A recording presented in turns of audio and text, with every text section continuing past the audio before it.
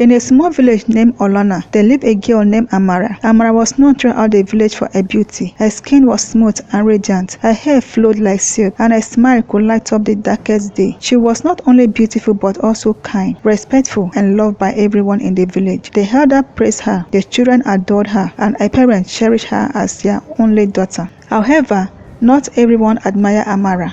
The other maidens in the village were envious of her. They whispered behind her back, wishing they could have her beauty and charm. But Amara remained humble and treated everyone with kindness, never letting their jealousy affect her. As she grew older, Amara dreamt of love and family. At the age of 18, she married a handsome man named Chinedu.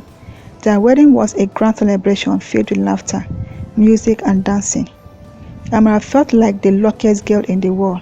After a year of marriage, Amara gave birth to 2 beautiful boys, whom they named Uche and Inamdi. The little boys brought immense joy to her life. Amara was a loving mother, always caring for her children and assuring they had everything they needed. Chinedu was a devoted husband, and together they created a happy home. But happiness can be fleeting. One day, Chinedu fell ill. At first, it seemed like a simple fever, but as days passed, his condition worsened. Amara watched helplessly as the man she loved faded away. Despite her prayer and the efforts of the village healer, Chinedu passed away, leaving Amara heartbroken. The loss of her husband shattered her world. She mourned deeply, wearing black for months and isolating herself from the village.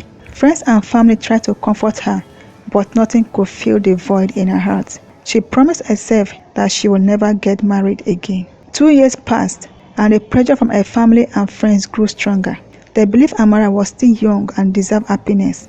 You need a man to help you raise your boys, they said. You must not let your life end with Chinedu. Reluctantly, Amara agreed to meet another man, Obina, and he was kind and gentle. Slowly, Amara opened her heart again, and after a few months, they married. Her family assured her that they would perform ritual to appease the spirit of her first husband, believing it would bring peace to a new marriage. However, just 7 months into their marriage, Obina fell ill.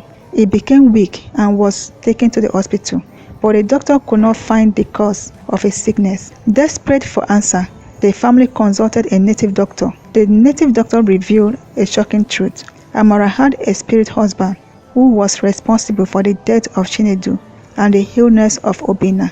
The native doctor explained that the spirit husband was angry and needed appeasement. You must perform sacrifice to calm him, he said. Amara listened, her heart racing with fear. The native doctor provided a list of items needed for the sacrifice: 7 alligator pepper, 7 white male goats, 7 native kola, 7 bitter kola, 7 native egg, 7 male lizard, and 7 cowries.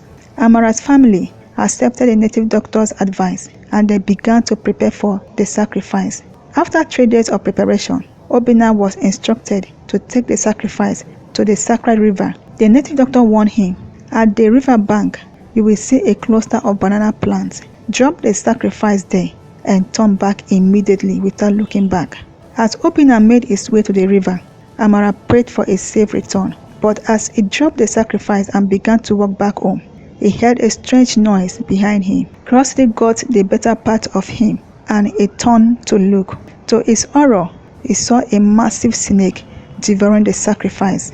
In shock, Obina fell to the ground and died. Amara was devastated. She had lost another husband, and the weight of grief crushed her spirit. She promised herself never to marry again. For 5 long years, she lived alone with her 2 boys, trying to be strong for them. But the loneliness was suffocating, and the whisper from her family and friends never ceased. Amara, you are still young.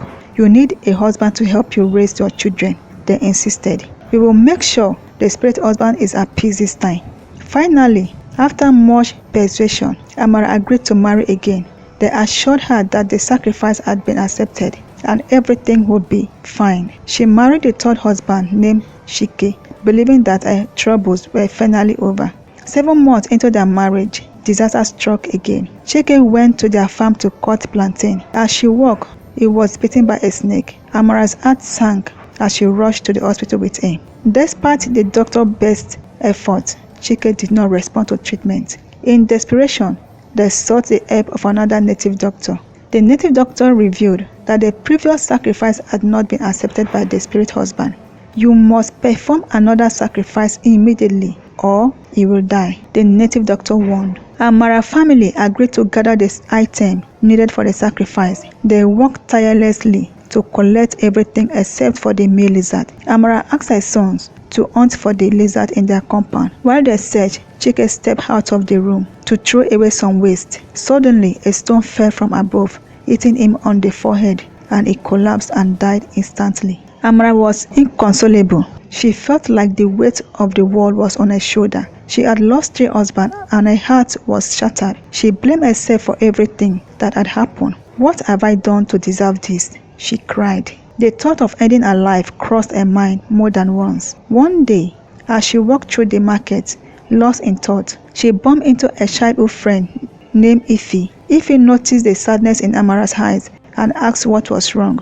Amara poured out her heart, sharing the pains of her losses and the burden of the spirit husband. Ife listened carefully and then said, "Amara, you need help. I know a pastor who can help you break the bond with the spirit husband. You don't have to live like this." Amara felt a flicker of hope as Ife spoke. She agreed to meet the pastor, and together they went to his church. The pastor listened to Amara's story and prayed for her. He explained that Jesus had the power to break all curses and bonds, including those from the spirit husband. With each prayer, Amara felt lighter. The pastor taught her about faith and how to trust in God's plan for her life. He encouraged her to let go of her past and embrace a new future filled with hope. Over the next few weeks, Amara attended church regularly. She learned to pray and found comfort in the community of believers. Slowly, she began to heal from a deep wound. The pastor assured her that she was free from the spirit husband and she could start anew. With a newfound faith, Amara decided to focus on her children and herself. She poured her love into Uche and Nnamdi, teaching them about kindness and respect and the importance of faith. The boys thrived under her care, and together they formed a strong bond. Amara also started a small business selling handmade crafts in the village. Her craftivity flourished, and the villagers admired her talents. As she walked, she felt a sense of purpose and joy returning to her life. One day, while selling her crafts at the market, she met a kind man named Eze. He was gentle and understanding, and they quickly became friends. Amara was cautioned, remembering her past, but Eze was patient and respectful. He supported her and encouraged her in a new journey of faith. As time passed, Amara and Eze grew closer. He admired her strength and resilience, and Amara found comfort in his presence. They shared laughter and dreams, and slowly Amara began to open her heart again. One evening, while watching the sunset together, Eze took Amara's hand and said, "I admire your strength, Amara. You have faced so much, and yet you continue to rise. I will be honored to walk through life with you." Amara felt a warmth in her heart. She knew that this time would be different. With Eze, she felt safe and loved.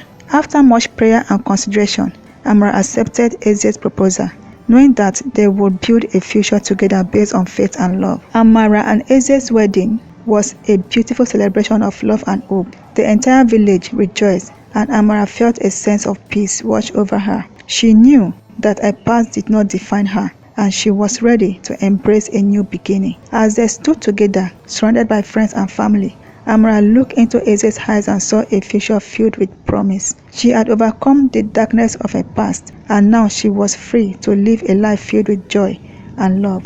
With Eze by her side, Amara knew that they could face anything together. She was determined to create a loving home for her children and a future filled with happiness. Years passed, and Amara and Eze built a beautiful family together. They welcomed 2 more children, a girl named Chika and another boy named Ifeanyi. The family thrived, and Amara found joy in every moment. Amara often reflected on her journey, grateful for the lesson learned through pain and loss. She had discovered the power of faith and the importance of community. Her heart was full, and she knew that she had broken free from the shame of her past. As she watched her children grow, Amara felt a sense of fulfillment.